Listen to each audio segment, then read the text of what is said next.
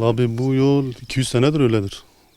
Biz zaten buraya geldik geleli bu yol öyledir. Birkaç sefer belediye de gittik, söyledik, müracaat ettik. Kimse gelmediler. Ne bir bakmaya geldiler, ne bir keşfe geldiler, ne bir müdür, ne bir hiçbir şey göndermediler.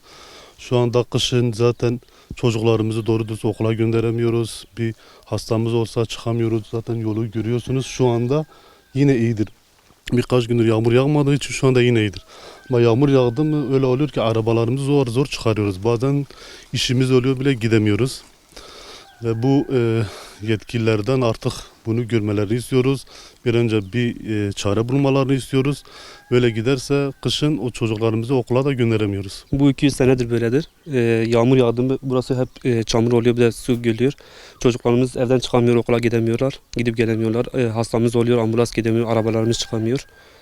Yollar böyle. Belediyemizden işte mücür olsun, parke olsun, onlardan birkaç kere başvuru yaptık da gelip bakıp da yapmıyorlar.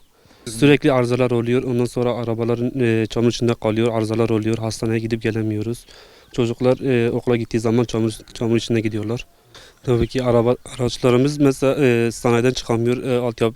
Alt takımlar, ondan sonra lastik olsun, alt takımlar olsun hepsi masraftır bize. Yetkililerin talebimiz işte mücür olsun, asfalt olsun, parke olsun, onlardan istediğimiz budur.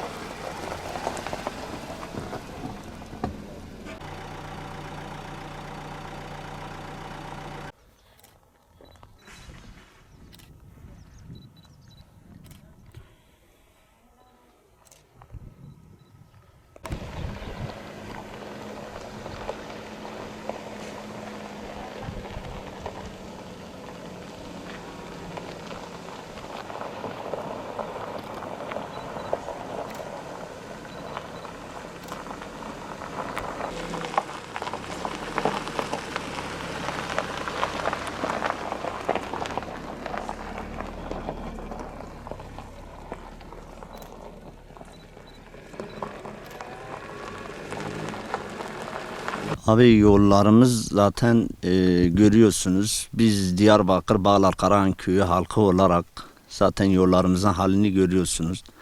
Yollarımız çok bozuk. Hani biz köy halkı olarak hani belediyemize sesleniyoruz veya gereken kurumlara sesleniyoruz. Bizim bu yollarımızın yapılmasını istiyoruz. Hani yani zaten yol kenarları bellidir. Ne buraya herhangi bir merfez kullanılmış, ne ilgili hizmet var. Biz gereken kurumlara sesleniyoruz. Yani arabalarımız sanayilerden çıkmıyor. Yollarımız çok kötü. Gereken köylerde ve diğer yerlerde Kayapınar bölgesinde gereken çalışmalar oluyor. Nedense Diyarbakır Bağlar Karahan Köyü'nde hiçbir çalışma yok. Yollarımız gerçekten çok bozuk. Bu kışını çok kötü atlattık. Yani bu yol yaklaşık 50-60 haneye çıkıyor.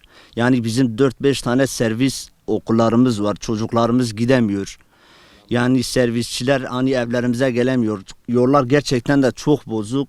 Bizim sizden ricamız ve belediyeden ricamız hani bu yollarımızın yapılmasını istiyoruz. Asfalt olsun, parke taşı olsun, merfezler olsun.